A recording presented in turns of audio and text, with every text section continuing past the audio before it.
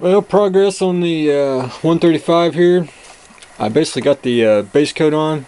I started out with Model Master with the 2 shades of gray, but I went ahead and out of a rattle can and went with light gray gloss, which it looks really light, but once I get the shading in, the next video you'll see the difference in the overall appearance and color. I got to mask off the anti-glare because it's black on the nose, and then do the decals.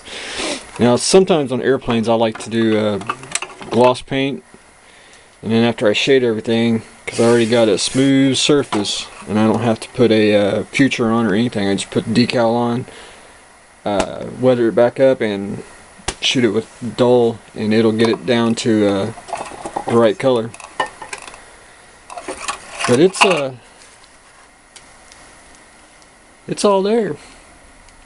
And then I'll put in what I can of the glass later on, after I get it all assembled and everything sprayed. And I'll definitely show what it looks like weathered and decaled. Next up, if you've seen the review video, Superman from Polar Lights, new kit, 1/8 scale. It goes together really good. Ain't really no gaps. The only really problems I see is you're gonna have like a hairline seam. You just have to sand. But it's actually it went together really quick, and just gotta sand and get it smooth, and that's it. That's about the only drawback to it. It's an excellent model. And if you notice you don't have a head, that's because there's a conversion kit in the works. Here's this cape. It's 2 pieces. It's really stout. You really don't have to sand the inside because it'll be hidden. You probably have to sand it up to a point.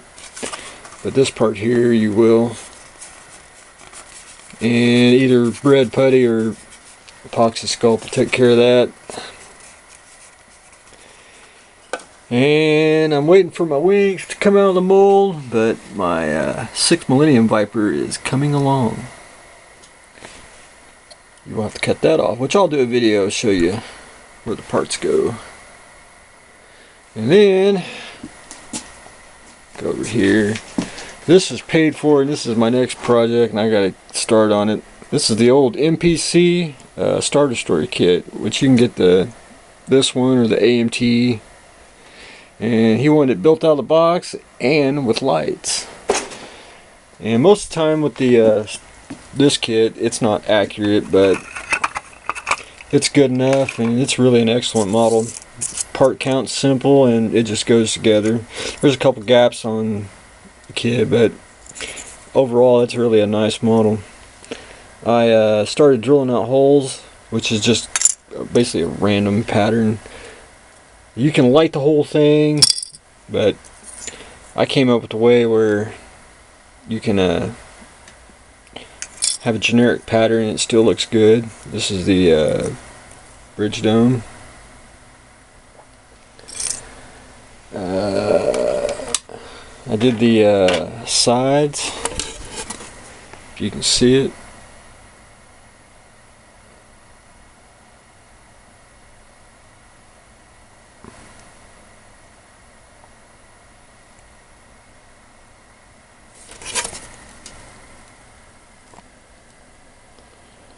And that's a lot of drilling, which I go by, there's a place called Steve's Wholesale that has micro drill bits. I get them, 'cause you will break them, and I use my trusty to my drill.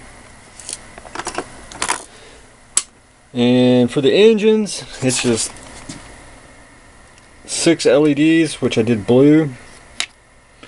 I drilled out the holes, inserted the LEDs in the back, drop a hot glue, and it would run on a 9-volt battery.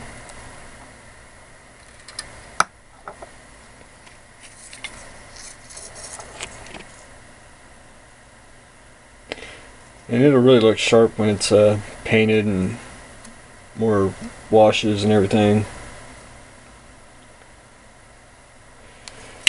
That's my project for this. And then once I get it light blocked and a couple more holes drilled, then I'll start adding the fiber optic cable in. And I'll show you all the process of that. But that's what I'm doing today.